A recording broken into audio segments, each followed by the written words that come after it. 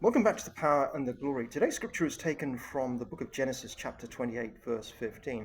Before I go any further, please like, share, and subscribe. It makes a huge difference to the Google algorithm. And by the way, thank you very much for my existing subscribers. I really do appreciate your ongoing support. So I'll read the scripture now. I am with you and will watch over you wherever you go, and I will bring you back to this land. I will not leave you until I have done what I've promised you. So, by way of context, this records God speaking to Jacob in a dream, promising to be with him, protect him, and bring him back to Canaan, his homeland, and never leave him until all his promises are fulfilled. Now, the further context is that Jacob is actually a fugitive. He's stolen his brother Esau's patriarchal blessing, and Esau and his father are both livid and after him. So Jacob is in a pretty fearful and confused state. So let's get into the scripture in a little bit more detail.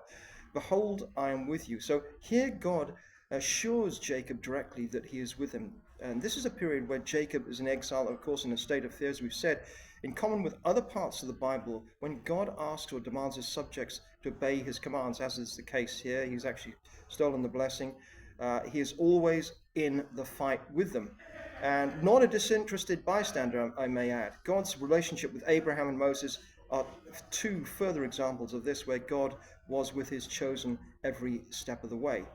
Moving on, and will keep you wherever you go. Well, this is a promise that God will protect Jacob and his followers from danger and harm in every circumstance and wherever they may wander, and will bring you back to this land. So in few places in the Bible is God more active in his involvement than in this verse. Here he promises to restore Jacob to Canaan, the land of milk and honey, and more especially his home. And finally, for I will not leave you until I have done what I promised you. Well, this is an unequivocal promise and commitment to supporting Jacob's mission.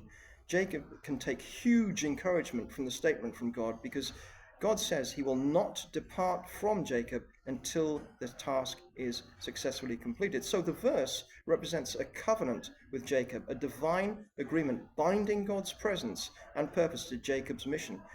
It powerfully emphasizes that God is fully invested in supporting his chosen person, Jacob, and that Jacob and his people should never feel abandoned and alone, because God is always with them, and that their plans will succeed because God has ordained that will come to pass. So what does this mean to us, you may ask?